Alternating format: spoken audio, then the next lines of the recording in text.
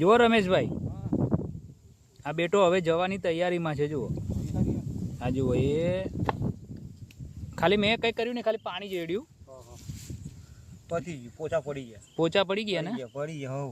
હવે ધીરે ધીરે મરી જશે એ તો એન્ડ આવી ગયા. હવે કંઈ ના કરે એ હેડ છે ને થોડી વાર પછી મૃત્યુ પામી જાય. એટલે મૃત્યુ પામવા તૈયારી થઈ ગઈ. આ જુઓ જો હરેશભાઈ, પેલી મફરી અડાવ યા જો.